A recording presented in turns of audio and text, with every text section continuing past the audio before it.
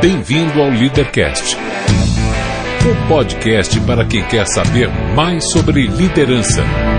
Apresentação, Luciano Pires. Bom dia, boa tarde, boa noite, bem-vindo, bem-vinda a mais um Leadercast. Eu sou o Luciano Pires e trago a você um podcast que trata de liderança e empreendedorismo com gente que faz acontecer.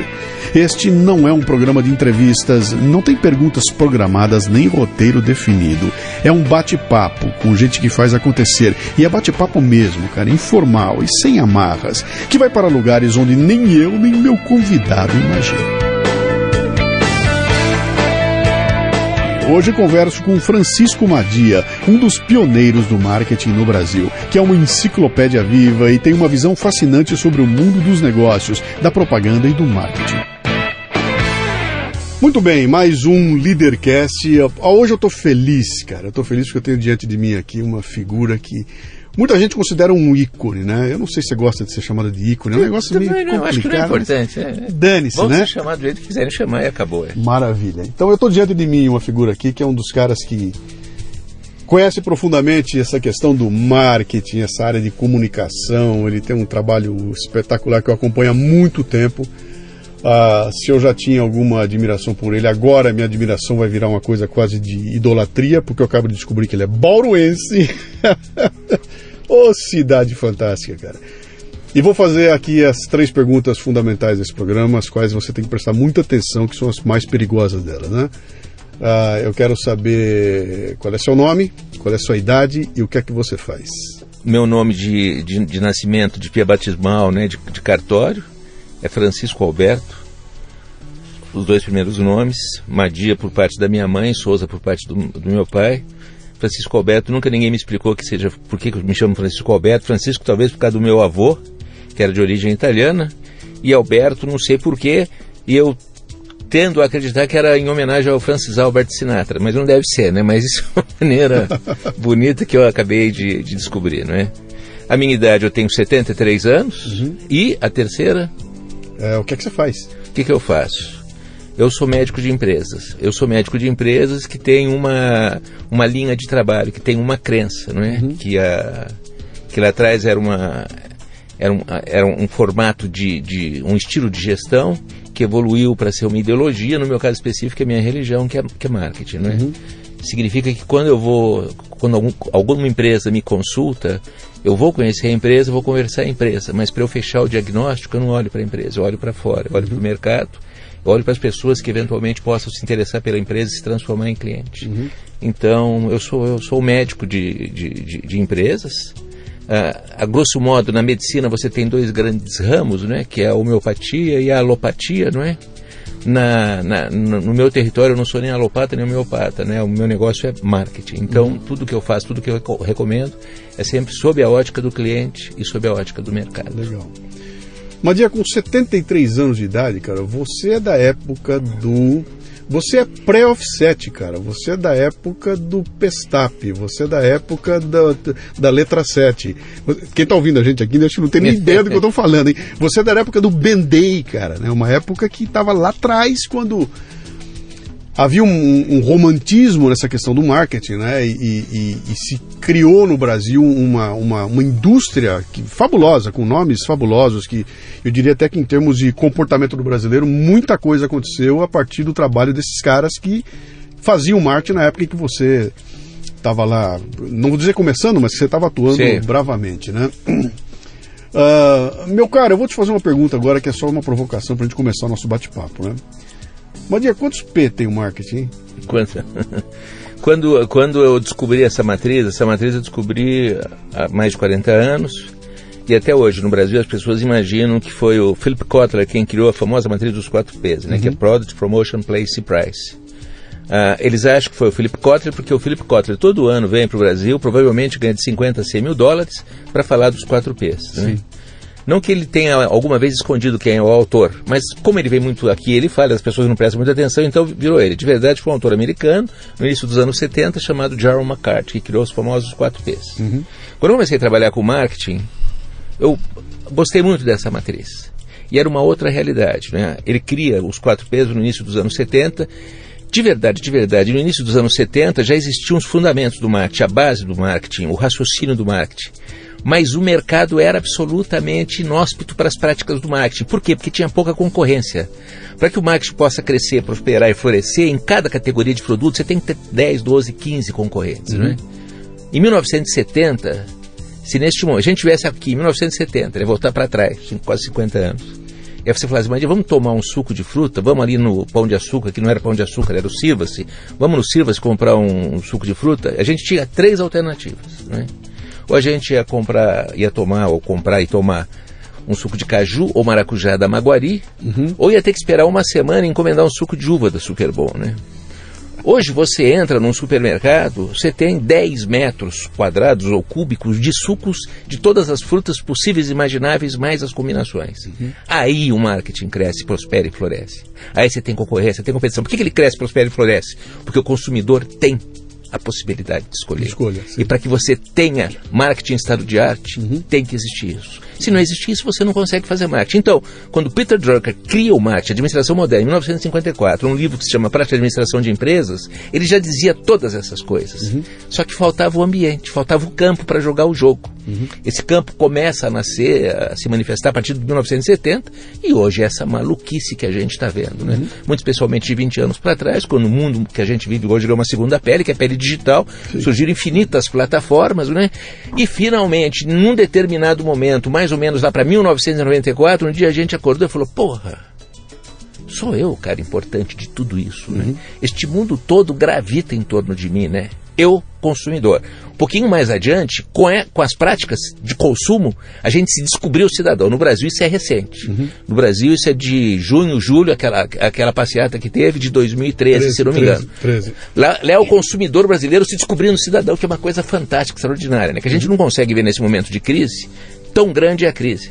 Mas seguramente o aspecto mais abençoado dessa crise é a descoberta da cidadania, finalmente, pelos brasileiros. É uma consciência, né? Uma consciência que surge aí, né? Então, o processo evolutivo foi esse, não é?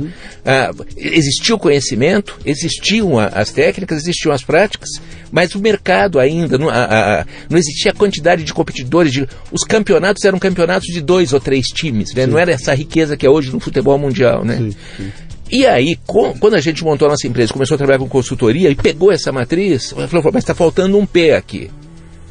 Aí está faltando outro P. Hoje nós temos 12 P's, não é? 11 P's de verdade e um 12º P, que de verdade é o primeiro hoje na nossa matriz, que é uma gambiarra que a gente fez, que é Focus. Que de verdade Focus não é com P, é com F. Sim. Mas aí a gente falou, porra, que sacanagem com o Gerald McCarthy, né? Ele queria uma matriz com P, e a gente enfiou um F aqui. E a gente fez uma pesquisa etimológica e descobriu que vem do grego, que é com PH, e fechou, né? E aí foi fantástico. Foco, é isso. Então nós trabalhamos com uma matriz de 12 P's hoje. Legal. Que delícia, né? Você sabe que tem uma coisa interessante, você está falando aí, a minha cabeça vai a milhão aqui, porque eu vou lembrando de como é que era, como é que ficou, eu também passei por tudo isso que a gente falou aqui. E eu me lembro de uma história interessante que eu até usei num texto, usei numa palestra, né? Meu avô chegou de Portugal com 12 anos de idade, em 1915, uma mão na frente e outra atrás, sozinho, junto com o primo dele, foi para Bauru, foi morar em Bauru, naquela época, você deve ter conhecido ele, porque ele foi presidente da Beneficência Portuguesa, Duarte Silva, etc. e tal, em Bauru, né? E do nada ele foi fazendo a sua própria vida lá, então ele foi dono de padaria, de supermercado, e tinha uma coisa que meu avô fazia lá em 1920, 1930 ou qualquer coisa. O seu João vem de manhãzinha na padaria dele para tomar um café, ou vem caminhando, e meu avô vê o seu João vindo. Quando o seu João chega e encosta no balcão, o café já está lá pronto do jeito que o seu João gosta, com o pão do jeito que o seu João gosta. O seu João termina de tomar o café, ele conversou com o meu avô, terminou de tomar o café, ele, seu Duarte, o senhor anota aí, o seu Duarte anota na carteirinha, tá na cadernetinha, etc. e tal, então, muito bem. Eu consigo olhar para esse processo do meu avô e achar ali Customer Relationship Management, consigo achar cartão de crédito, consigo achar foco no cliente. Toda essa conversa hoje, que custa milhões para fazer, porque tem que botar um puta software que tenta recuperar aquilo que o meu avô fazia lá naquela época, porque era muito mais fácil, era o one-to-one, né? Quando você fala que a gente recupera essa cidadania, essa consciência de cidadania, eu falo, cara, Na verdade, sempre fomos nós os mais importantes, né? Sempre é o consumidor o mais importante. Então, por mais que a gente veja essa casca hoje em dia, os negros contando história, whistles, né? Bombas, rojões, luzes, fumaça, aquela história toda, cara, no fim das contas, eu quero o Seu Duarte de volta. Eu quero ter para mim aquilo que o Seu Duarte fazia com o sujeito que ele atendia há 70, 80 anos atrás, né? Você não acha que isso aí é um pouco... Você não acha que é marketing demais em cima de coisas que são absolutamente simples? Que é esse foco no atender o que você precisa, cara. Eu quero te atender em alguma necessidade que você tem e acabou. O que vier depois é conversa, é papo furado. E se cria um marketing, uma forma de tornar isso muito difícil para poder vender muito mais facilidades. De repente você está se vendo afundado em complicações, gastando milhões para fazer alguma coisa que a gente sempre fez. Mas eu acho que você tem razão, acho que é isso mesmo. Mas eu acho que todo processo evolutivo ele tem uma etapa, uma fase de estupidez, de burrice. Uhum.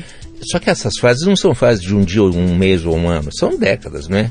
Então, de alguma maneira, eu acho que a gente viveu nas últimas 3 ou 4 décadas uma fase de estupidez, de burrice, né? De volume, de aumentar volume, de aumentar a velocidade, de não parar para raciocinar, né? Um dia o Peter Drucker disse o seguinte, né? Me parece uma insanidade. Todos os dias, milhões de pessoas no mundo inteiro saírem de suas casas com 80, 90, 100 quilos, caminharem 2 horas para vir trabalhar numa empresa e no final da tarde essas mesmas pessoas com 80, 90, 100 quilos perderem mais 2 horas para voltar para suas casas, quando tudo que a gente precisa é do cérebro dessas pessoas, que pesa de 2 a 3 quilos. Uhum. Só que não existia a possibilidade de você trabalhar à distância. Então tinha que fazer isso. Hoje existe essa possibilidade, e ainda a maioria das empresas continua adotando a metodologia, o formato de trabalho presencial, que é uma maluquice. Mas é assim mesmo, o processo de aprendizado é um processo demorado, não é?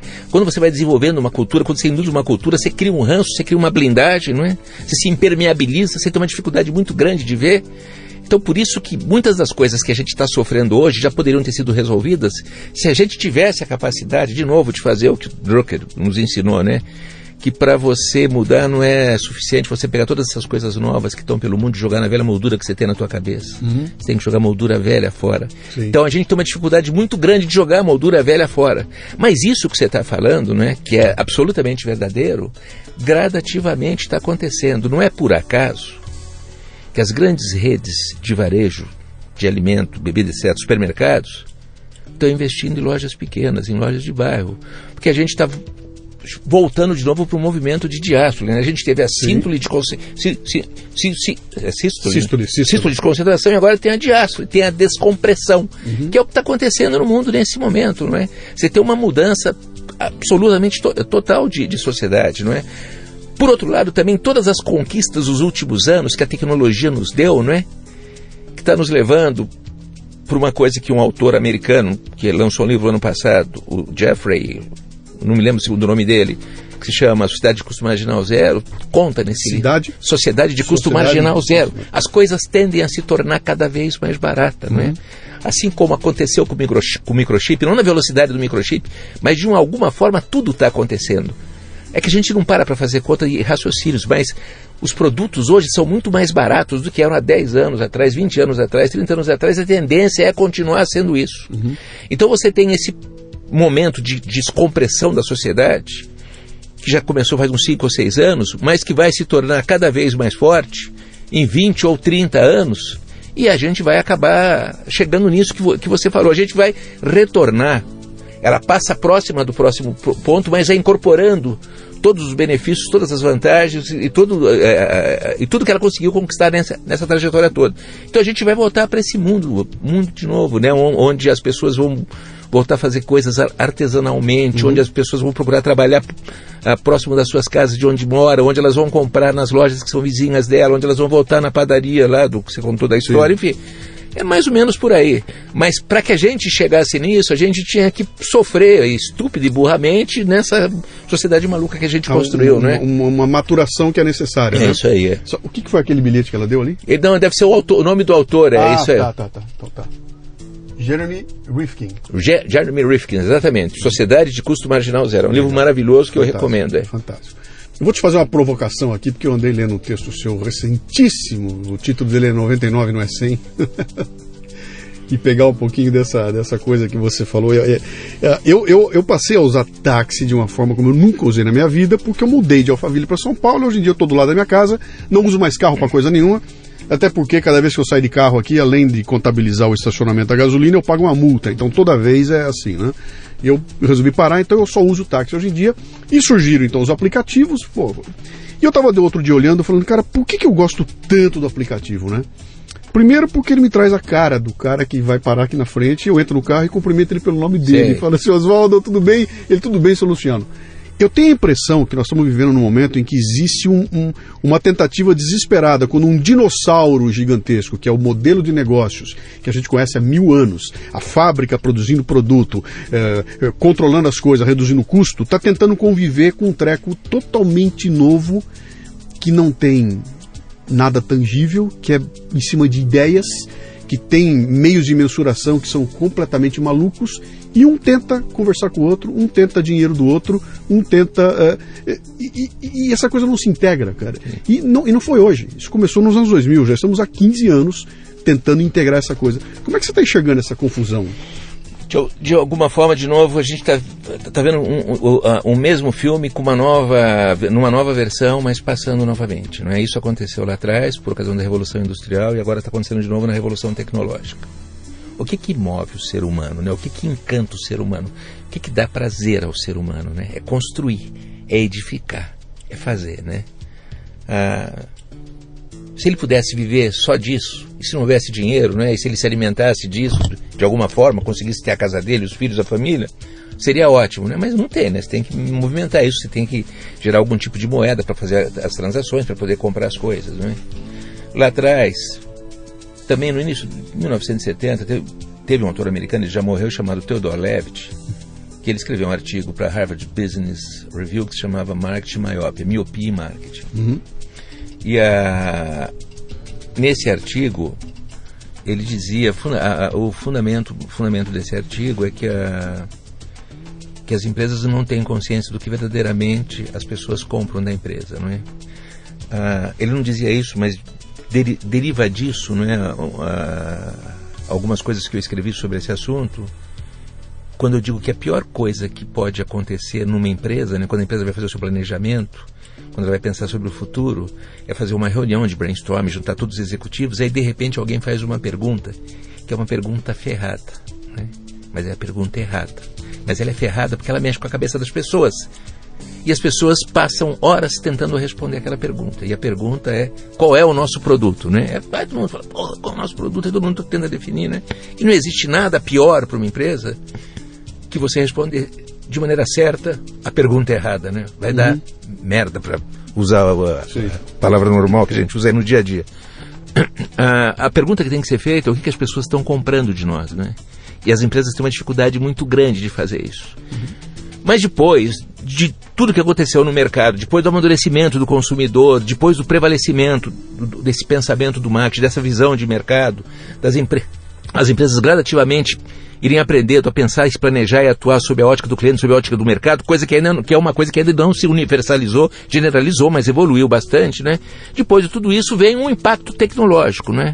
Vem a tecnologia, vem todas essas conquistas recentes. Que na verdade não é depois, é ao mesmo tempo. Ou simultaneamente.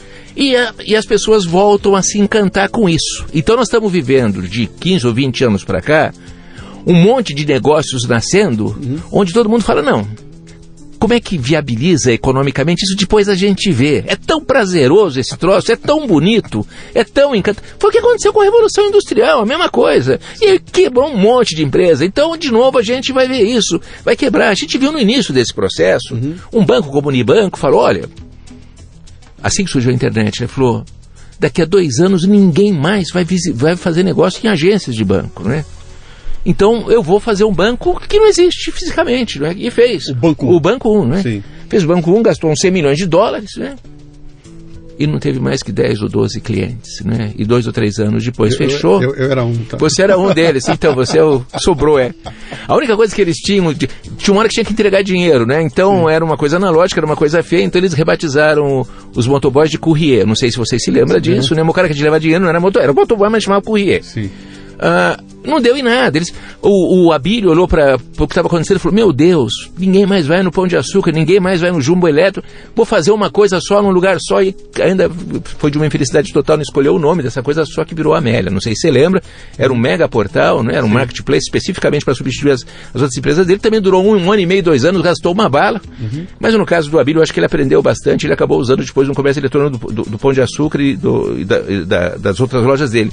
O Unibanco não aproveitou tanto. Mas esse processo acontece de novo, e ele está se repetindo. A gente viu a primeira bolha da internet. Sim. Eu diria que a gente está vivendo de novo uma segunda bolha, né? As coisas que a gente imagina tanto, que a gente admira tanto, agora é fascinante, né? Como 99, que não é 100, não é? Por enquanto, tudo que ele mostrou é que ele é um fantástico prestador de serviço. Sim. Mas quantos fantásticos prestadores de serviços morreram de fome, né? Então corre o risco de morrer de fome. Como você tem um mundo, voltando agora para o livro do Jeremy, não é? Sociedade de custo marginal zero. Quando a sociedade tende a custo marginal zero, sobra mais dinheiro. Como você tem um mundo abarrotado de dinheiro, sobrando dinheiro, tem uns negros loucos e doidos procurando maluquices para colocar dinheiro. Então alguém lança uma coisa dessa, essas pessoas ficam fascinadas. E a gente tem um anúncio nosso que a gente fala, vai dar merda, e vai dar merda, né? Então os caras colocam um monte de dinheiro nisso, e esse troço acaba desaparecendo, não dá em nada, né? Então esses grandes negócios que a gente celebra hoje, comemora, muitos deles até hoje não têm a mais pálida ideia em que momento, quando e como vai ganhar dinheiro. Mas as pessoas continuam fascinadas, né? A gente está encantado, está tendo bons serviços. Eu criei um termo há um tempo atrás para tentar definir essas coisas, definir como é que pessoas inteligentes se reúnem e toma uma decisão burra, né? Como é que você vê, pô, foi a direção da empresa que se reuniu, pô, são os caras bala, cara, é o presidente, os caras se reuniram, fazem uma cagada geral. Eu chamei isso de azinidade estratégica. Azinidade. Azinidade estratégica. A gente senta lá, começa a conversar, e estrategicamente faz uma combinação ali, tenta achar a média, toma uma decisão, essa decisão é uma cagada gigantesca. Me parece que eu tenho visto muito disso, Renan, que você fala e olha, mas por que, cara? Mas por que isso, né? E qual é a estratégia por trás disso? Não demora muito para ver a coisa quebrar, né? Eu quero te provocar um pouco mais aqui, mas deixa eu voltar um pouquinho atrás, deixa eu pegar aqui, que eu acabei ficando tão entusiasmado aqui que eu pulei uma parte importante da nossa conversa, que é a seguinte. Deixa eu ir lá atrás, cara, vem cá, Bauru, bicho, nasceu em Bauru? Eu nasci em Bauru, como eu estava te falando um pouquinho antes, na Avenida Rodrigues Alves, 979.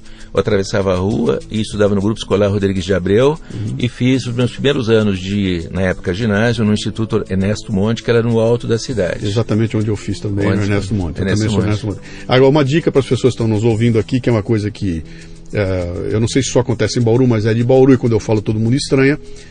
Eu morava na Azarias Leite 1160, então não era Azarias Leite 1160, era 1160, e ninguém entende isso, a gente fala, pô, 11º quarteirão a 60 metros da esquina, né? Que é genial, né?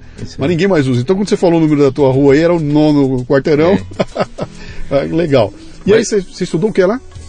Eu fiz o ginásio normal, fiz até o 3º ano de ginásio, depois eu vim para São Paulo, vim estudar em São Paulo. Que idade você saiu de lá? Eu saí de Bauru com 13 anos, mas uma coisa muito interessante que tem nesse meu momento de Bauru é que quando eu morava lá, tinha um jornal que chamava Diário de Bauru, que era de um político chamado Nicola Valonin Júnior, e o Nicolinho, e para conseguir a simpatia das famílias da cidade, ele promovia um torneio de futebol, formava um monte de time, ele dava as camisas, enfim. Eu nem lembro se jogava com chuteiro ou não, mas dava as camisas. Então o futebol movimentava muito a cidade. E existia um clube em Bauru que chamava Bauru Atlético Clube, meu pai era presidente desse clube, e ele formou um time de meninos que jogavam, né, e que começaram a... Que era o famoso Baquinho. Fazer sucesso. E aí, todo ano tinha uma peneira, eu fui lá participar da peneira, o técnico era o Valdemar de Brito.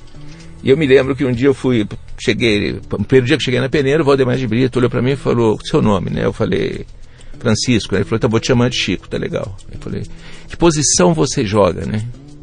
Eu falei, qualquer uma, né? Ele falou, não existe isso no mundo. Ninguém joga em qualquer uma posição. Hoje você não vai treinar, você vai sentar aqui do meu lado, você vai ver os meninos jogarem e depois você vai escolher amanhã, quando você voltar, você escolhe uma posição que você quer jogar. Mas foi uma lição muito importante do ponto de vista de vida, que eu vim me lembrar muito tempo depois. Mas o que tem de curioso nisso é que eu acabei treinando, mais treinando do que jogando, no infantil do Baquinho. Eu jogava com um jogador do meu lado que chamava Azoca, que era irmão do outro jogador que chamava Edson, que era o Pelé, né? E nos treinos, a gente treinava infantil com o juvenil. Então, durante 1 ano, quase 2 anos, a gente treinava praticamente 2, 3 vezes por semana, jogando um contra o outro. Então, eu acompanhei muito o nascimento do Pelé. Sim. E o Pelé jogava nesse Baquinho. E esse Baquinho foi o melhor time de futebol que eu vi jogar na minha vida. Melhor que o Barcelona de hoje. Que loucura. Melhor que o Barcelona de hoje. Pra você ter uma ideia, você é de Bauru, você lembra como é que era? Tinha os jogos do Bacão, Sim. que eram os jogos da 2ª divisão, e o Baquinho jogava na preliminar. O estádio enchia na preliminar e ficava meia boca no jogo principal, porque as pessoas iam para ver o Baquinho, né? E os placares clássicos do Baquinho eram 23-2, 19-1 e coisas desse tipo. O Baquinho começou a fazer tanto sucesso que um dia os jornalistas de São Paulo e do Rio de Janeiro começaram a ficar intrigados e resolveram lançar um desafio para o Baquinho, né, que era colocar o Baquinho contra o melhor time juvenil do Brasil, que era o time do Flamengo. E aí o jogo foi marcado e foi na Rua Javari, veio o time juvenil do Flamengo, veio o Baquinho, e o Baquinho enfiou 8-1 no time do Flamengo, para você ver. Você sabe que até hoje, mais recentemente, eu acabei conseguindo voltar a gostar de futebol, principalmente por esses times novos que têm surgido, até como o próprio Barcelona. Mas eu tinha uma dificuldade muito grande de assistir um jogo de futebol e achar legal o jogo, porque eu me lembrava dos jogos que eu via do Baquinho jogando. Mas isso acontece comigo, mas eu gostei demais, eu curti muito. Eu estava em São Paulo em 77, acompanhando o Coringão, aquela loucura toda, eu adorava aquilo. E eu me desencantei tremendamente. Hoje, quando perguntam pra mim, cara, e futebol? Eu falo, cara, bicho, eu sou corintiano, mas eu não tenho mais graça nenhuma, porque pra mim, isso que eu tô vendo na televisão não é mais futebol, cara. Eu tenho um defeito terrível. Qual é teu defeito? Eu vi o Rivelino jogar, cara. Eu vi o Zico jogar. Eu vi times jogando, onde era um cara que errava um passe de 3 metros, tomava um esporro de todo mundo, e ele ficava envergonhado. Ele não vinha reclamar de jogar quarta e domingo e ficar cansadinho. Ele não vinha reclamar que tá com uma bolinha no pé, porque eram caras que entravam para arrebentar. E eles tinham um compromisso entre eles ali, né? Quer dizer, você não podia fazer viadagem em campo, não, porque você apanhava, né? Hoje em dia acabou isso tudo aí e se perdeu. Então eu vejo ao mesmo tempo que se discute o tal do profissionalismo, tem um lado dele lá que não tem mais amor pelo time, não tem amor por camisa. O cara quer reservar o dele lá. Bom, mas isso é uma outra conversa que a gente vai embora, né? Mas legal saber, porque meu pai estava lá em Bauru nessa época, meu pai acompanhava, ele era locutor de estádio. Locutor de estádio, lá no Noroeste, a voz do Noroeste era dele, ele acompanhava aquilo de perto. Ele me conta histórias do Baquinho, me conta uma história de uma preliminar aqui em São Paulo também, eu não me lembro se era o Baquinho, deve ter sido o Baquinho que estava jogando aqui, e o locutor entusiasmado, meu pai ouvindo no rádio, o locutor entrava na preliminar, como é que tá aí na preliminar? Cara, desse jeito. Tem um negrinho, cara, cabeçudo aqui, que esse moleque tá fazendo o diabo. Eu não sei nem se não era naquele jogo do 8-1, né? O moleque tá fazendo, cada vez que ele pega na bola, levanta o estádio, porque o moleque era o demônio, era o Pelé. Sim. Começando a aparecer lá, né? Mas muito legal. Você veio para São Paulo para estudar o quê? De lá eu saí, vim para São Paulo, meu pai era funcionário público, ele foi transferido, veio para São Paulo, a gente conseguia ter acesso a escolas públicas. Então eu fui estudar no Colégio Roosevelt, da Rua Gabriel dos Santos, que 1 ou 2 anos depois virou colégio de aplicação. Eu terminei o ginásio, fiz o curso clássico naquela época, fiz uma bateria de testes vocacionais, como era um colégio experimental, você tinha lá de graça lá um monte de testes vocacionais, e quando eu terminei os testes vocacionais, a pessoa que estava me orientando me disse, olha, pelo que eu vi de você aqui, você tem 3 caminhos pela frente, né? Arquitetura, direito ou teatro, né? Eu falei, putz, arquitetura não quero, porque tem muito número, enfim, eu não entendi direito o que era arquitetura, foi uma bobagem, mas resolvi fazer direito e teatro, aí eu fiz vestibular para fazer direito, fazer teatro, entrei na USP, na São Francisco, e entrei na Escola de Arte Dramática. E desde pequeno eu trabalhava, e naquela época eu já trabalhava na Caixa Econômica Federal, no Anhangabaú, que era uma agência que tinha 3 expedientes. Abria às 7 da manhã, fechava às 10 da noite, com 3 times trabalhando. Então eu saía de casa, eu morava em Higienópolis, ia até São Francisco, de ônibus. Naquela época tinha que ir de terno e gravata, senão você não podia assistir a aula. Saía de lá correndo e ia trabalhar na agência da Caixa Econômica Federal, no Anhangabaú, que era uma agência muito legal, porque ela atendia as pessoas comuns, ela atendia todos os generais, militares da reserva, da Marinha, Exército, Aeronáutica, ela fazia os pagamentos. Quase todo dia eu vi senhoras dos jardins com motoristas de carro porque elas colocavam as poupanças e faziam os investimentos ali. E ali também todos os deficientes físicos iam retirar os seus bilhetes das cotas de loteria. Então você tinha ali naquela agência da Caixa uma salada de frutas, um perfil do que era a característica do país e do Brasil muito interessante. Isso nós estamos falando de 1960. Entre 62 e 66. Tá. Eu trabalhava no balcão durante 5 anos. Ou seja, sem eu saber, eu estava me preparando para trabalhar naquilo que eu viria a trabalhar. Não é? E depois eu saí de lá voando e ia para a Escola de Arte Dramática. Durante um ano deu para fazer isso. No segundo ano os horários já não batiam, tive que desistir do teatro, o que até hoje o teatro brasileiro deve ficar muito agradecido. E aí fui fazer meu curso de Direito. No último ano de Direito você começa a fazer alguns estágios. Fiz o primeiro, me incomodei. Fiz o segundo, me incomodei mais. No terceiro parei no meio. Falei, não quero isso para a minha vida. Estava bastante claro a coisa lamentável que é a justiça desse país, né? Como é que é a processualística, enfim, é um horror. Que talvez seja uma das primeiras coisas que a gente tem que resolver agora, quando a gente começar a reconstruir o país, né? E aí eu cheguei em casa um dia e falei para meus pais, eu não vou ser advogado, né? Mas se nem seja um curso você vai acabar, vou acabar, mas não vou ser. E aí a minha mãe, para me dar alguma luz, me orientar, ela recortava anúncios do jornal e colocava embaixo do meu travesseiro, anúncios do Estadão. Quando eu chegava no domingo à noite, eu levantava meu travesseiro e tinha um bolo de anúncios. Um dia no anúncio estava escrito marketing, e aquela palavra, pô, o que é isso? O que será que minha mãe recortou? Ela não sabia. Fui para a cidade, consegui achar na cidade 2 livros que tinham no título essa palavra. Nunca mais fiz e nunca mais vou fazer outra coisa na minha vida. E aí já estou falando de 1967, 68, ou seja, já vai fazer 50 anos. Que loucura. Né? Isso aí. E aí você foi procurar, foi trabalhar nisso? Aí eu falei, vou procurar um curso para fazer. Né? Deve ter algum curso aqui, não tinha. Mas na FGV, no pós-graduação de administração de empresas, você tinha cadeiras de mercadologia. Aí eu bati lá, o diretor chamava Gustavo Saicibo, pedi para falar com ele. O que você quer? Eu falei, Gustavo, eu vi aqui, eu não quero fazer esse curso todo aqui, 2 anos e meio à noite. Mas tem umas cadeiras de mercadologia que eu gostaria de fazer, então você me autoriza a fazer matrícula? Ele falou, negativo, não existe isso aqui. Ou você faz o vestibular e faz o curso inteiro, ou você não vai fazer essas cadeiras. Lá fui eu, fiz vestibular, fiz o curso inteiro, me decepcionei para burro. Mas eu estava fazendo esse curso e um dia eu fui numa festa e cruzei com um americano que se chamava Jim Ladd, que tinha feito Harvard com Jorge Paulo Lemann, que tinham montado uma financeira no Rio de Janeiro e quebraram.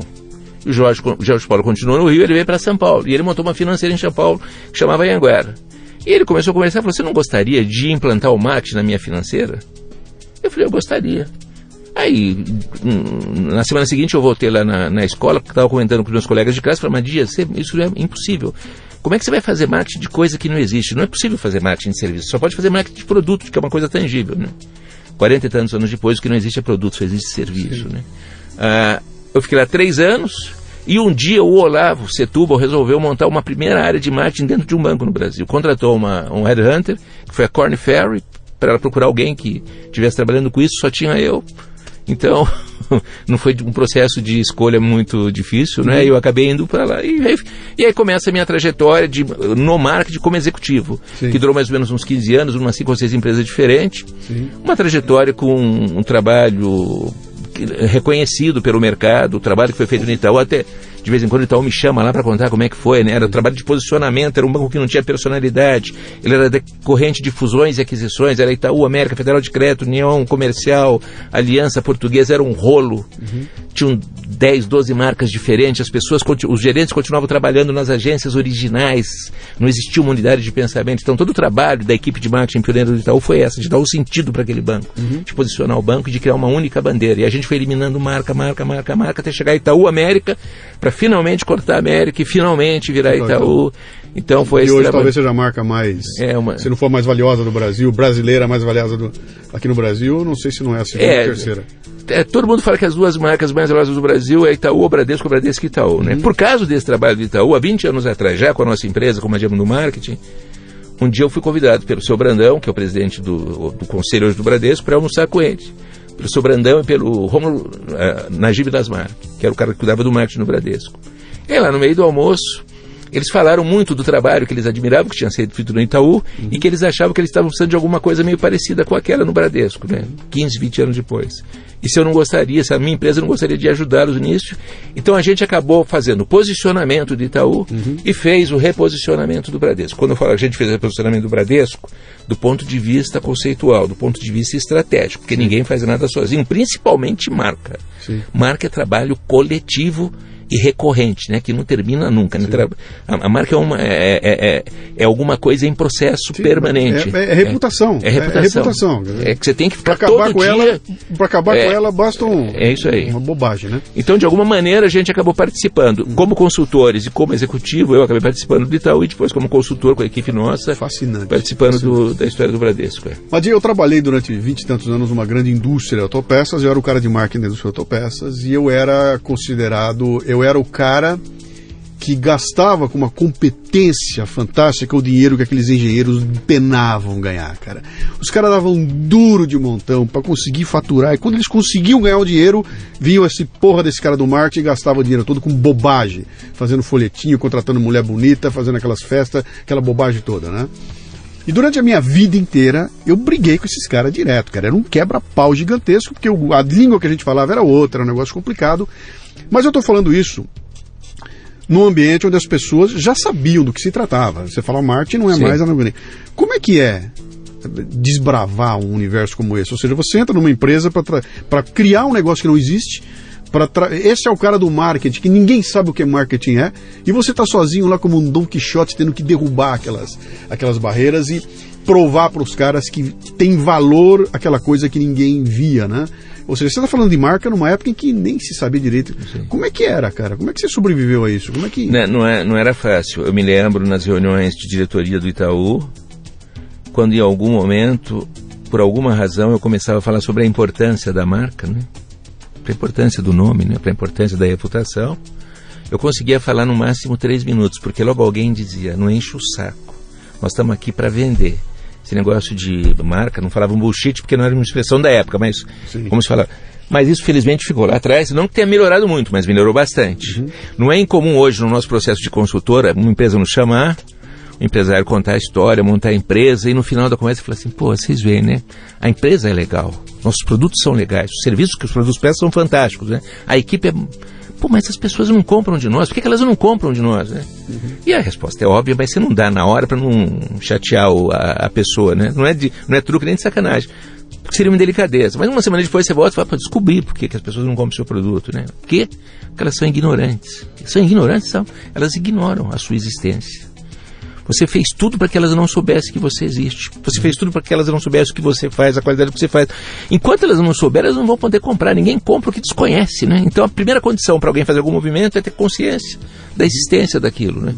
Então, hoje, o entendimento de marca, a sensibilidade para a marca é uma coisa mais forte, muito mais presente. Muito distante do que deveria ser, mas é mais presente. E depois que a empresa vai chegando a um determinado grau de maturidade, ela cai em si e ela descobre que a marca não é uma das mais importantes propriedades de uma empresa. É a única. É a única. Sem ela você não vai a lugar nenhum, né?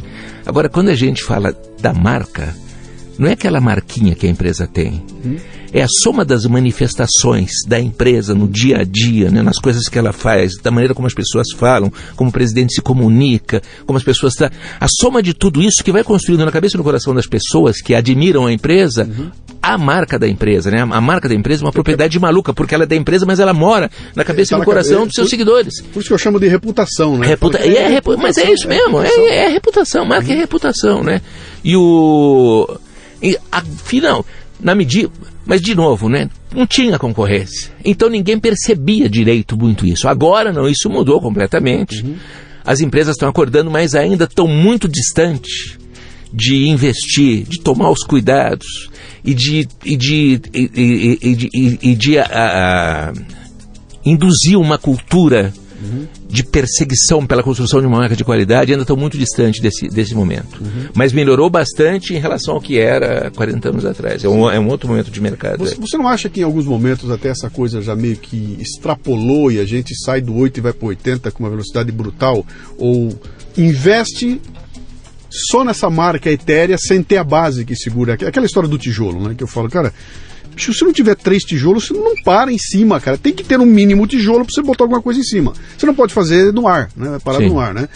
E eu tenho visto muita coisa acontecer. Um investimento gigantesco se criando um conceito, a reputação, e na hora que você vai entregar aquilo que era a grande promessa, na verdade não tem. E principalmente para quem já saiu do Brasil e já foi lá fora e já experimentou o que é um serviço de primeira categoria, sabe?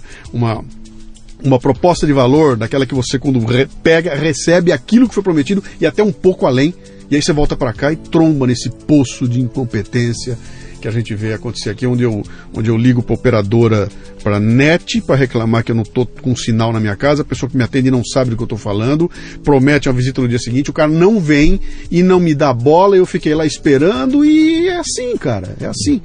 Eu tenho uma palestra chamada Olhar Produtivo, que eu começo, eu vou relatar a você 2 dias da minha vida.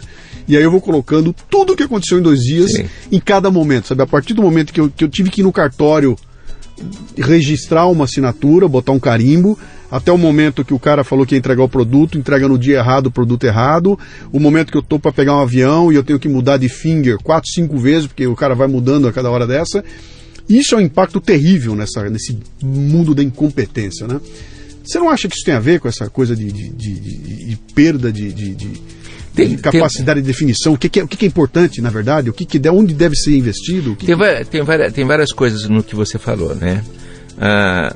Para fazer essa análise, você teria que tentar entrar em consideração da característica de cada setor de atividade, de cada negócio. Tem alguns negócios que são negócios relativamente recentes, como é o caso da telefonia, como é o caso da telefonia móvel, como que foi todo o processo de privatização no Brasil, que durante um bom tempo a palavra de ordem é ocupar espaço. Então ninguém está muito preocupado com a porta de trás, está todo mundo preocupado com a porta da frente. Você fala, está certo ou está errado? Não é relevante. Essa foi a cultura prevalecente, não é? Então todas as empresas de telefonia saíram alucinadas para pegar 12%, 15%, 20%. Era isso. Elas não tinham nenhuma política de fidelização, de fazer com que o cliente tivesse um serviço legal, que continuasse o problema. Depois a gente resolve isso. Primeiro vamos colocar para dentro e depois a gente resolve isso. Mas esqueceram de fechar a porta dos fundos, então entrava para dentro. E isso acabou induzindo uma cultura. Já deveriam ter resolvido isso há muito tempo. Todos os sistemas hoje deveriam contemplar um atendimento de excepcional qualidade, não é? Porque de uma burrice atroz você ficar conquistando e perdendo clientes. Sim. Mas essa cultura de início, essa cultura de desespero, de ocupar espaço, acabou impregnando toda uma atividade e você tem dificuldade de tirar, né? Então, quando você vai analisando diferentes setores de atividade, você vai encontrando diferentes estágios culturais, diferentes características de cultura que leva a isso. Você escreveu sobre isso no teu artigo 99, que não é 100.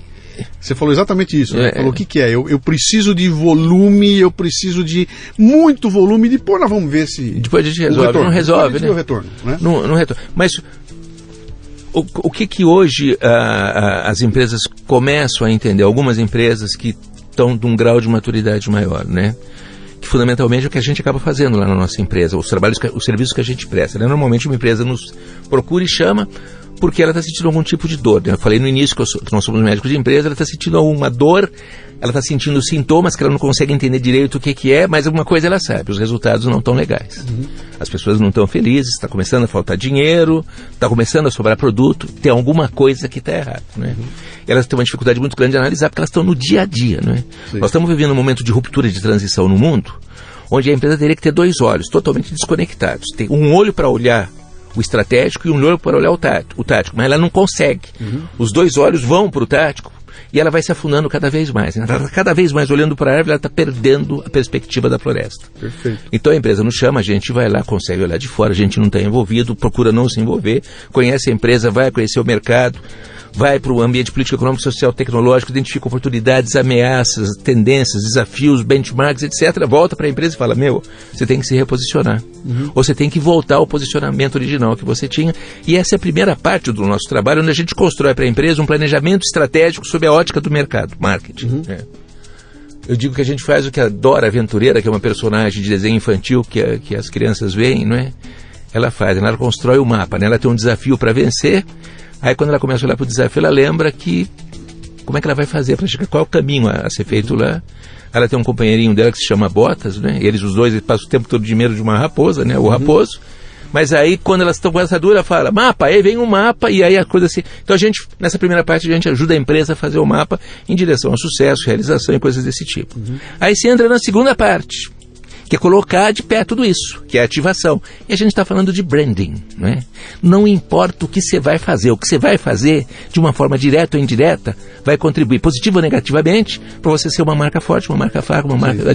Não importa o que você vai fazer, você vai dizer bom dia, você vai vender um produto, você vai atender um telefone, você vai lavar a mão. Qualquer coisa que você faça, você imita algum sinal ou código de comunicação que de alguma maneira tem que ser planejado, organizado, treinado, capacitado para que ele se transforme numa coisa positiva no receptor da tua mensagem. E você está falando de empresa e isso vale para o indivíduo. Sem Eu dúvida. posso ouvir você como indivíduo. O tempo todo, o tempo todo. Então, quando você faz marketing, quando você planeja a empresa, você olha no cara que vai pagar a conta, no cara que você suspeita que vai se interessar pelo produto. Então você se concentra no suspect, aí um dia ele vai virar prospect, se você trabalhar direitinho, um dia ele vai virar cliente. E se você trabalhar muito bem, ele vai virar um preacher, ele vai virar um pregador da tua marca, né? Ele vai virar um angel, né? Que é o cliente, que é o patrimônio mais importante que uma empresa pode ter. E quantos mais angels uma empresa tiver, mais forte ela será, mais perene ela será, né? Você olha para ele quando você vai fazer marketing. Aí você vem se organizando, caminhando para trás, aí você tem que organizar o trade, aí você chega na tua empresa, organiza a tua empresa, teu público interno, teus parceiros e fornecedores, define o teu posicionamento, e agora você tem que começar a construir tua marca, você tem que ativar. O movimento é exatamente o oposto. Marketing é de fora para dentro. Branding é de dentro para fora. Isso que eu ia dizer para você. Me parece que a maioria dos cases que eu vejo aqui são de mão única, só tem uma mão, é do meu umbigo pro mundo. É isso aí. É de mim pro mundo e dane-se o mundo, não tem essa coisa de fora para dentro. Né? E o movimento da marca ainda é o seguinte, né? O público mais importante é o que vai pagar a conta, que é o seu suspect. Ele é o último público que vai ser comunicado. O primeiro público a ser comunicado é o teu público interno. Sim. Porque branding é irrigação, você vai irrigar dentro. Depois você vai parceiros e fornecedores, depois você vai para trade. Se já tiver clientes, se tiver ex-clientes, se tiver angels, os angels, para finalmente você chegar no cara que você quer conquistar, mas você vai chegar por inteiro. Você vai ser uma orquestra que vai produzir uma música de excepcional qualidade, você vai ter uma mesma partitura, todo mundo vai saber o que falar, quando falar. Isso é branding. Esse é o processo de construção de marca. Madia, isso me parece tão óbvio, cara. Pois é. Não é? Deveria não era ser. Assim, 60 anos atrás, não era isso também? Isso aí. O senhor Duarte não estava pensando inconscientemente nisso? Quer dizer, era isso? O tempo todo, quando a dona Terezinha ia comprar pela primeira vez no seu Duarte, ele perguntava, dona Terezinha, a senhora trouxe dinheiro? Ela falou, trouxe. Então tá bom, só essa vez, não traz mais. Eu vou dar uma caderneta para a senhora. Como é que a senhora chama? Terezinha da Silva. Está aqui seu nome, está aqui na capa. Toda vez que a senhora vier comprar aqui, a senhora traz a sua caderneta, eu vou anotando. Quando chegar no fim do mês, a senhora deixa a caderneta, eu fico no fim de semana com ela. Quando a senhora vier na semana seguinte, a senhora paga. E no final de semana, ele analisava o comportamento de compra da dona Terezinha, que ele conhecia, ele sabia como é que ela era, e com isso ele ia qualificando mais o ponto comercial dele, do ponto de vista de estoque, de atendimento, de serviço. Era a pré-história do marketing, do freguês de caderneta, é um marketing em estado de arte. A gente está em busca de novo desse momento. E aí o senhor Duarte abria o iMac dele, conectado à nuvem, baixava um app no seu iPhone, não é? Isso aí. Em 1986, o Stan Rapp e o Tom Collins lançam um livro nos Estados Unidos que chama Maxi Marketing, não é? Sim. Que fala exatamente, 1986 é o ano que o microcomputador é lançado.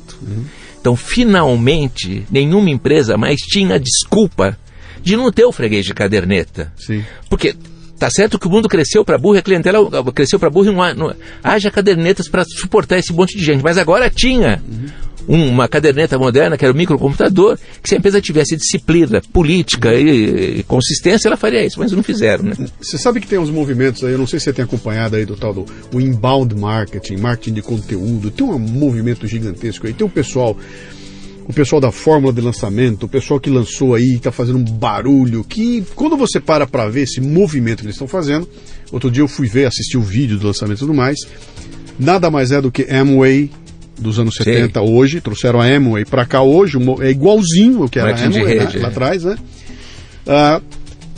E ali o pessoal, outro dia eu vi uma apresentação onde eles, num segundo evento gigantesco no hotel, 1000 pessoas, convida uma garota, a garota sobe para fazer o testemunho dela e faz uma apresentação onde ela deslumbradamente, ela descreve todo o processo que ela utilizou para preparar um sistema em que ela conseguia trazer clientes e fez um monte de dinheiro e ganhou. E eu assistindo aquilo tudo e vendo, cara, quando chegou no final, eu falei, cara, essa mulher ela tá tendo um orgasmo no palco para dizer que ela conseguiu criar um sistema de conquistar audiência. O que ela está dizendo é que ela conseguiu trazer audiência para o produto do negócio. E ela está descrevendo um treco que é assim há 500 anos. O que ela está fazendo agora é descrever táticas para buscar audiência. A estratégia não mudou nenhum pingo, é a mesma. Eu preciso buscar uma audiência e eu quero ter uma audiência proprietária. Sim. Que aí acho que está o nó da questão, né? Eu não quero ter mais a audiência da Rede Globo. Eu não quero ter a audiência do Jornal Globo. Eu quero ter a audiência do podcast Leadercast. É minha, eu sou o dono dela. E a hora que eu consigo estabelecer esse canal, eu passo a ser o cara que lida com isso. Eu não preciso mais pagar para atingir uma audiência milionária, quando eu posso atingir uma audiência micro, mas no meu target ali, né? E contar isso para um potencial patrocinador ainda está sendo o grande nó da questão, né? Bom, deixa eu te fazer uma outra provocação aqui que tem a ver com uma coisa que eu e você temos e que muita gente que está ouvindo a gente não tem, que é uma idade certamente avançada, né? A gente tem tempo de casa, nós estamos aí há bastante tempo, tem uma garotada ouvindo a gente aqui que está ainda novinha, tudo. Por ter esse tempo de casa, você já pode se dar o luxo de não ter muita papas na língua, né? A gente pode falar o que a gente quiser, a gente não está muito preocupado. E eu tenho notado, eu acompanho muito esse mercado todo, que você é um cara que, especificamente, que não tem muita papa na língua, cara. Você, teus artigos têm opinião, você não tem medo de dizer o nome das coisas, você escreve e dá o nome daquilo, fala, cara, não gostei, tá errado, esse negócio não vai dar certo, e o nome é esse fulano, ciclano, beltrano, né? Isso falta muito no mercado hoje. A gente vê todo mundo preocupado em que eu não vou dizer o nome, não, eu não vou. Tá todo mundo cheio de dedos, né? E a gente perde uma oportunidade gigantesca aí de procurar quem tem opinião.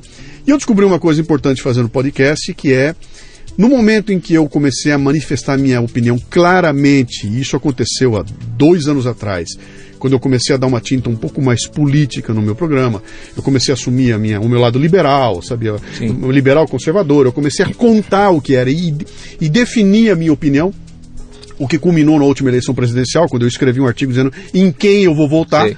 Foi uma revolução, sabe? Multiplicou barbaramente o número de pessoas no meu Facebook, o que veio de gente. E aí eu olhei para aquilo e falei, cara, eu acho que essa turma está procurando, não é alguém que concorde com eles, mas é alguém que manifeste a sua opinião. Que diga aquilo que está pensando e que chame as coisas pelo nome que elas têm, né? Você, quando faz isso no teu dia a dia, isso é uma convicção tua, isso é um pensamento que você tem de que dane-se, cara, eu vou dar minha opinião e dane-se o resto, não estou preocupado se o banco vai ficar bravo porque eu falei que ele pisou na bola e não vai me chamar amanhã, não vai ser meu anunciante, né? Como é que você trata essa tua acidez no teu negócio, que eu acho que é fundamental, tá? Eu leio você por causa disso, pela opinião que você expressa claramente ali. Bom, a primeira resposta que eu posso te dar é que eu acho que eu sempre fui assim. Se é uma coisa meio irreverente, meio irresponsável, meio porra louca, maluco, diabo, mas é da minha natureza. Eu falei pra você, quando eu cheguei no Itaú com o Olavo Setúbal, eu estava no Itaú fazia 3 meses, e alguém me pediu uma entrevista num jornal, e eu dei uma entrevista, e eu falei um monte de coisa, eu fiz um monte de críticas ao Itaú. Não precisa dizer que saiu no domingo, na segunda-feira de manhã, o Olavo tinha na mesa dele uns 10 exemplares dos jornais, que muitos diretores mandaram, me colocando, marcando, e ele me chamou para conversar com ele, né? Não sei se ele ficou tentado me mandar embora naquele momento ou não, mas eu não fiz aquilo pensando em continuar ou não continuar, eu fiz aquilo porque é da minha natureza, não é? E acabei fazendo isso. Eu sempre fui assim, o que tal, duas componentes que talvez façam com que nesse momento eu consiga ser mais preciso, mais específico, são duas, né? Eu acho que depois de tantos anos de vida, de ler para burro, de trabalhar para burro, eu acho que amadureci. Então eu acho que tem uma coisa de amadurecimento que te dá discernimento, te dá sensibilidade, te dá segurança para você falar essas coisas. E tem uma outra coisa que eu nunca imaginei que tivesse esse peso na vida, não é? Porque hoje eu tenho certeza que tem, né? Eu me lembro quando eu fiz 40 anos, né? Eu falei, pô, tô velho, né? Mas depois rapidamente eu assimilei, aí fiz 50, Aí fiz 60, falei, não, opa, tá legal. Aí você faz 70, né? Eu não sei como é que as pessoas... Você ainda não fez 70. Ainda não. Mas eu não sei como é que as pessoas... Mas quando você faz 70, você não consegue mais... engolir sapo. Não, você não consegue perder de vista... que te resta pouco tempo de vida. Sim. Ou seja, né, por mais maluco que você seja, você sabe, né? Você tem 10, 12, 15, 20 anos da vida com sorte, com saúde, etc, né? Então você não quer deixar para depois o que tem que ser falado e dito agora. Mas eu tô te explicando isso dessa maneira porque você me perguntou, porque eu nem fiz esse raciocínio, estou fazendo até agora. Mas eu acho que é assim mesmo. Chega num momento da tua vida que você olha para frente, você vê que o caminho para frente é muito curto. E que você não pode continuar ficando amaciando, eventualmente manifestando opiniões que não necessariamente traduzam não aquilo que você pensa, mas a intensidade com que você pensa, né? A paixão que você tem naquilo. Então eu acho que é isso. Mas eu uso um exemplo que eu sempre digo o seguinte: o homem, a mulher eu não sei como é que é. Mas o homem, conforme ele envelhece, ele vai perdendo a elasticidade escrotal, sabe? O saco fica duro. Sim. E a gente não tem mais saco para aguentar o idiota falando uma bobagem à tua frente e você fingir que tá tudo bem, que é aquela grande comédia corporativa, né? Com 30 anos de idade, cara, eu tenho energia para brigar, eu discuto, eu quero mais... Com 50, bicho, eu já tô olhando aqui e falo, cara... Desculpa, e para mim um momento claro que ficou quando eu achei que não ia mais ficar na empresa, foi numa reunião. Numa reunião que estava acontecendo lá, que era a área comercial, mas o marketing me chamaram, eu sentei na reunião, tinha o diretorzão comercial e eu era o diretorzão de marketing, nós sentamos na reunião e os caras começaram a discutir e botaram em discussão um assunto que tinha sido resolvido na reunião anterior. E começou a discussão, eu falei, pera um pouquinho, cara. Isso já foi resolvido lá atrás, vocês vão falar de novo nisso? Não, porque tem que falar. Eu falei, então desculpa, cara, eu tô levantando, eu vou sair, porque é o seguinte, eu não tenho mais muito tempo de vida. Eu não posso me dar o luxo de ficar aqui mais meia hora discutindo um negócio que já foi resolvido lá atrás, porque minha vida vale e eu tô saindo fora. Eu saí e fui embora da reunião, né? E para mim ficou muito claro aquilo, quer dizer, valorizar aquilo que é a coisa mais preciosa, que a gente já não tem mais quanto tem um garoto de 24 anos. E que aí me leva a uma reflexão interessante, que agora eu quero usar você como mentor, né? Tem ouvindo a gente aqui do outro lado um menino, uma menina de 24 anos de idade. Eles estão dentro do busão, estão indo trabalhar, estão ouvindo esse podcast, a nossa conversa. Eles estão indo para um trabalho que não é o trabalho da vida deles, eles estão preocupados, não sabem como é que faz, e o tempo deles está sendo consumido. Como ele tem tempo demais, ele não está dando a menor bola para isso, cara. Se eu tiver que ficar trancado aqui no busão 1h30, faz parte, eu vou ficar e dane-se, né?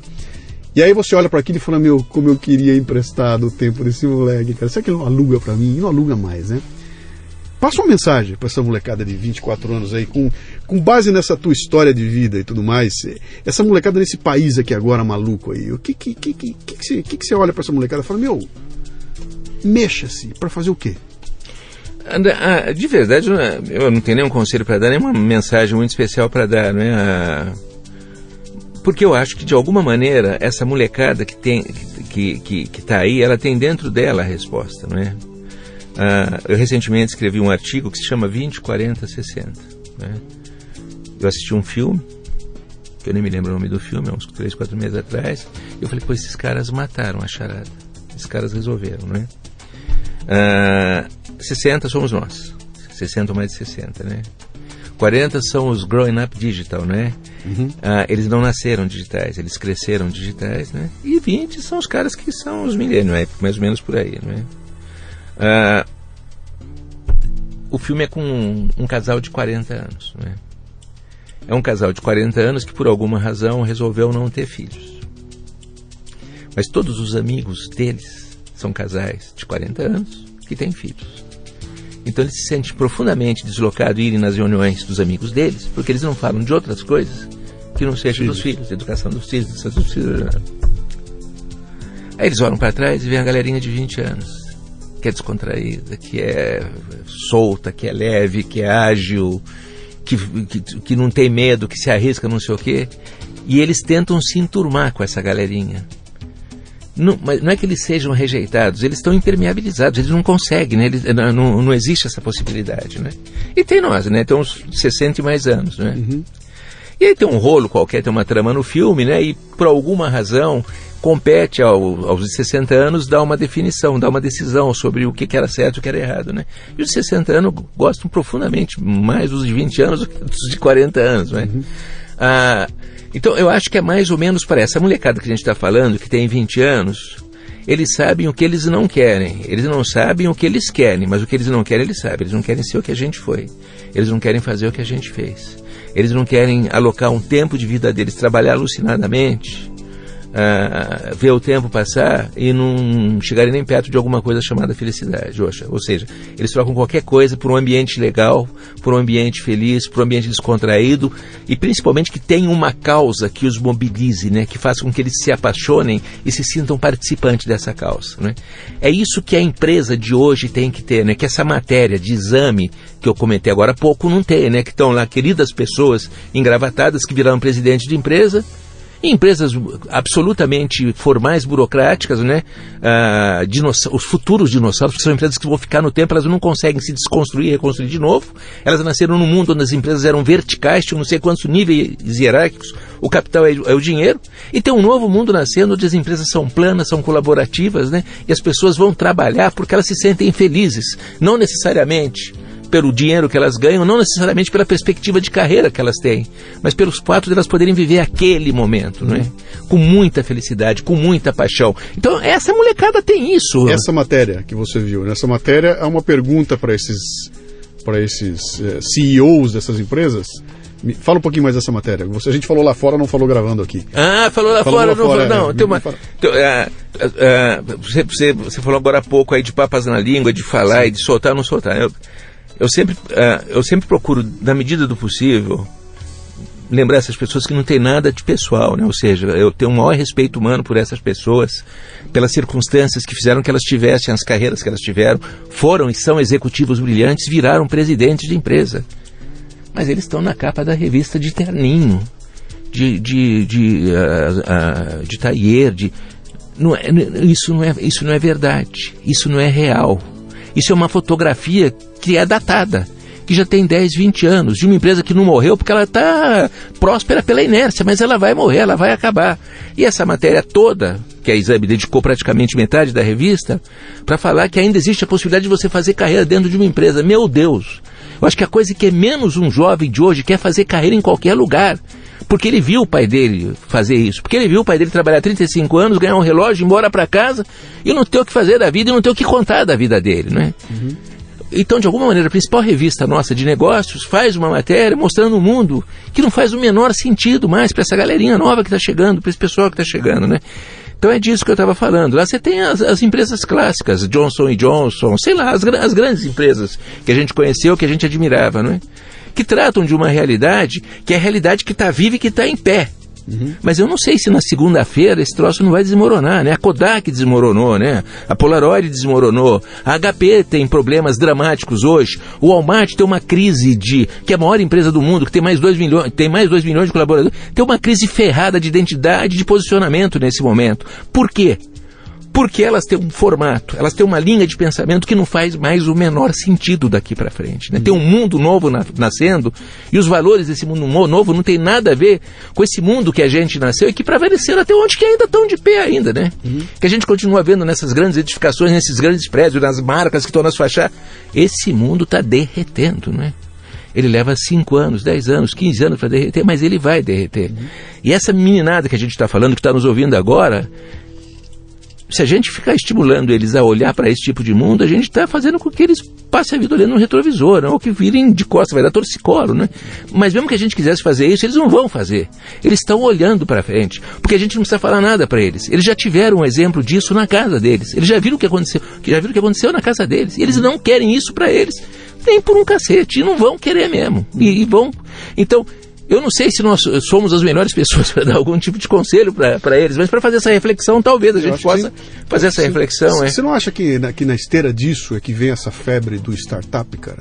De todo mundo tem que ser empreendedor, todo mundo tem que fazer seu próprio negócio, todo mundo tem que ser dono de si próprio, esqueça de ter patrão e vá tocar seu próprio negócio, e a gente vê surgirem 6 milhões de startups e sabe que só vão sobreviver ali na ponta 12, 10, 100.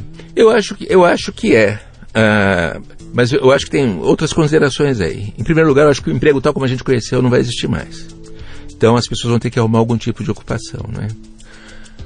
Eu acho que em economia de mercado, em sociedade capitalista, sociedade aberta, que são as coisas que eu acredito, acho que você acredita também, a figura mais importante é um maluco chamado empreendedor, né? Aqui não é uma questão tautológica, quem nasceu primeiro ovo a galinha, né? Não existe isso. Quem nasceu primeiro é um maluco, que acha que tem a capacidade de montar uma empresa, de fazer um negócio, de emprestar recursos à sociedade, de sensibilizar pessoas, de aglutinar essas pessoas e de transformar isso em riqueza. Ou seja, não há dúvida se o primeiro nasce o emprego, o primeiro nasce o empreendedor. O primeiro nasce o empreendedor, do empreendedor nasce a empresa e da empresa nasce aquilo que a gente chamava lá atrás de emprego e que hoje a gente vai dar uma outra denominação, que vão ser associados, sócios, parceiros, cooperativados, o diabo, mas a relação de emprego tal como a gente conheceu vai terminar. Mas esse maluco tem que existir. Então, feliz o país, não é? Você está falando um pouquinho do Brasil, mas é no mundo todo hoje isso, né? Que tem essa multidão de empreendedores. É preciso isso mesmo, né? Você tem que ter milhões e milhões de empreendedores para que muitos deles acabem dando certo. E pela forma de organizar os negócios, de organizar a sociedade, que é cooperativo, não é? São plataformas, que são horizontal, muito rapidamente eles vão se somar. Então, o índice de sinistralidade vai ser bem menor, porque no meio do caminho eles vão se juntando, vão se formando e formam redes, teias e vão se protegendo e as coisas acabam acontecendo. Eu vou voltar para o seu Duarte lá. Você, quando falou desse sujeito, desse maluco que acha que pode mudar as coisas, empreendedor que começa do zero e cria um negócio, você descreveu para mim Henry Ford. Ou seja, no fundo, não mudou nada. Não mudou nada. Um louco achando que pode fazer isso aí. E acaba que faz. O que nós não podemos correr, e o risco que eu vejo muita gente correndo, porque tem gente pregando aqui é o seguinte: basta querer que você faz. Se você quiser, você consegue. Cara, não é bem assim, né?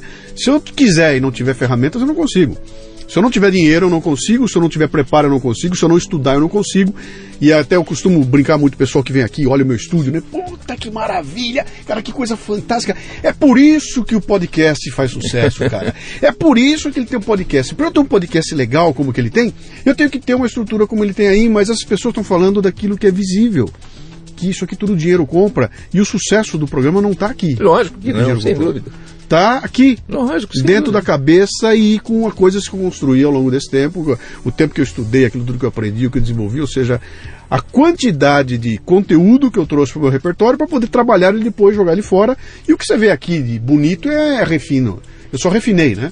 Tornei mais fácil para mim produzir aquilo, mas sem você ter na cabeça essa massa cinzenta, você vai ser mais um daqueles loucos que acha que pode mudar o mundo e não vai mudar porque não tem condições. Vai ficar fazendo ações táticas e vai quebrar a cara por não ter estratégia e tudo mais, né?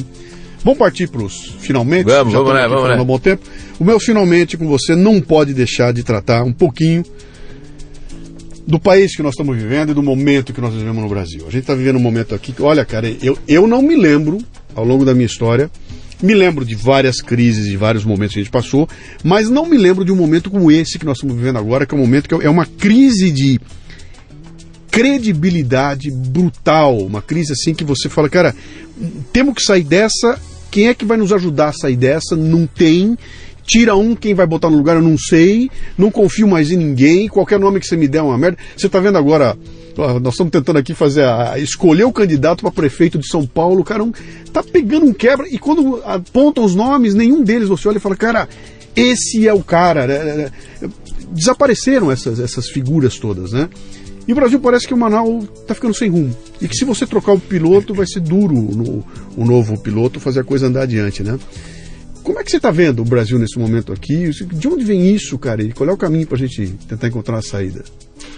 Olha, eu acho que talvez nesse momento você ter um pouquinho mais de idade ajude você a entender o que está acontecendo no Brasil, não é? E você tem interesse também em ir atrás, em ler e procurar, etc. E ter vivido situações, né? Eu não te contei no programa, meu pai em Bauru tinha uma atividade política muito grande, ele era de um partido que não existe mais, chamado PSP, ele era demarista, né? Uhum. Se você conversar lá com o teu pai, com as pessoas da época, eles vão te dizer.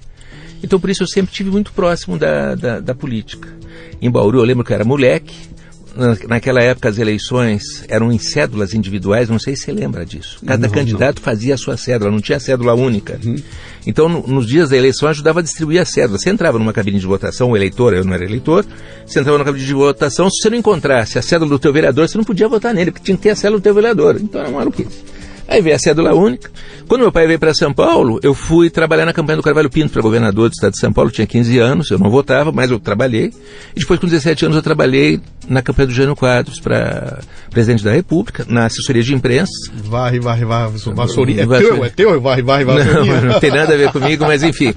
Mas, de qualquer maneira, quando ele ganhou, teve a chance de eu conhecer Brasília. Eu fui conhecer Brasília, eu tinha 17 anos de Brasília.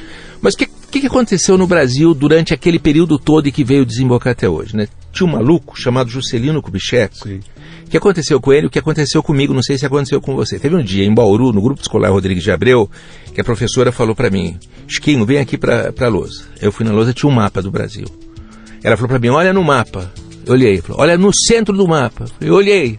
Tem alguma coisa? Eu falei: tem um pontinho aí. O que está escrito? Brasília. Então algum maluco, em algum momento, resolveu calcular o ponto central do Brasil, colocou no mapa e chamou de Brasília. Aconteceu isso com o Juscelino. Só que o Juscelino levou a sério isso. E resolveu mudar a capital do Brasil, né? E aí começa a desgraça do Brasil. Não estou metendo o pau no Juscelino, ele era uma pessoa alegre, feliz, enfim, não importa. Mas era um maluco e ele resolveu fazer isso. Só que ninguém queria se meter naquele mato, construir Brasília, naquele sertão, naquele lugar distante, não tinha estrada nem nada, né? Ele teve que sensibilizar um monte de construtoras, que depois viraram batizadas de empreiteiras, e o cara só ia se meter nessa loucura se ele tivesse um preço 3 ou 4 vezes maior do que ele ganharia se ele ficasse por aqui. E aí começou a surgir esse negócio. Isso foi se misturando com os partidos, com as eleições. Como nós tínhamos uma legislação eleitoral absolutamente cínica, né? Achar que não precisa de dinheiro para fazer campanha, precisa de dinheiro para fazer campanha. Como não tinha uma regulamentação de direito disso, esse troço foi evoluindo, foi num crescendo, e até que um dia veio a Revolução de 64, aí deu uma parada, né? Nesse momento o Brasil perdeu 2 ou 3 gerações de potenciais políticos que foram fazer outras coisas, porque eu, por exemplo, no momento da Revolução eu era afiliado a um partido, ao PTB,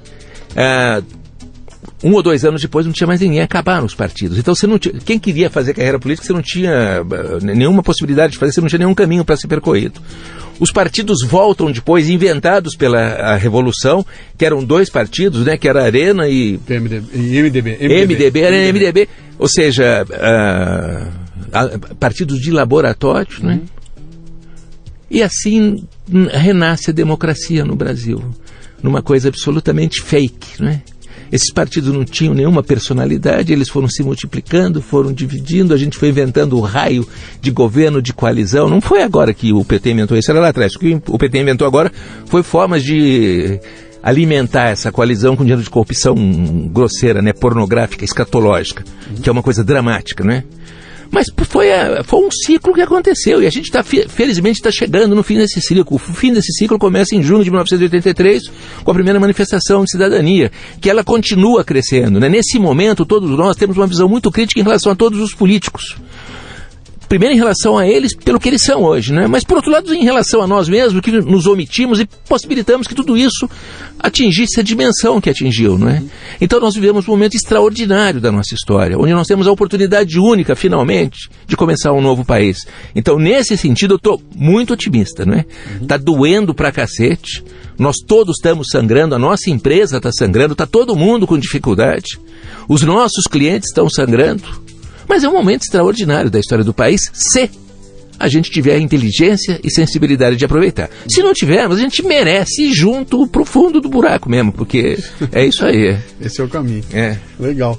Meu amigo, quem quiser entrar em contato com o teu trabalho, quem quiser saber mais da Madia, do Madia, vai te encontrar onde? Vamos lá. É só entrar no Google lá e colocar Madia, a gente já vai aparecer nas primeiras posições, ou Madia Mundo Marketing, vai chegar lá. O teu blog é o... blog do Madia. Blog do Madia. Eu recomendo vocês a entrar no blog do Madia, tem uma série de artigos muito legais, são curtinhos, viu, molecada? Quem não quer ler muito, ele escreve curtinho, escreve para a internet mesmo, mas tem ali umas pegadas muito legais e que fazem parte dessa visão crítica do mundo que a gente precisa ter aqui. Meu caro Madia, meu bauruense, muito obrigado. Obrigado, eu te agradeço. E eu vou ter a chance de conversar um pouco mais com você, Tá e a bom. gente vai ver se desenvolve algumas coisas em conjunto aí. Vamos fazer sim. Muito obrigado. Obrigado, eu que te agradeço. Até uma próxima vez. Vamos lá. E vamos ver se a próxima vez a gente faz lá no nosso escritório. Vamos lá. Tá bom? Um abraço. Obrigado, Luciano. Obrigado. O Leadercast chega até você com o apoio da DKT do Brasil, que possui a maior linha de preservativos e géis lubrificantes do país, com a marca Prudence. Além disso, a empresa se orgulha de contribuir com a DKT Internacional, que mantém 21 programas de marketing social em 19 países. Quando você compra um produto da DKT do Brasil, está ajudando a financiar projetos de planejamento familiar e prevenção às doenças sexualmente transmissíveis no Brasil e no mundo. Visite o facebook.com/DKT Brasil. Na hora do amor, use Prudence. O Leadercast é lançado por temporadas e já temos dezenas de entrevistas publicadas. Para livre acesso a todas as temporadas completas, você precisa ser assinante da Confraria Café Brasil. Saiba mais acessando leadercast.com.br.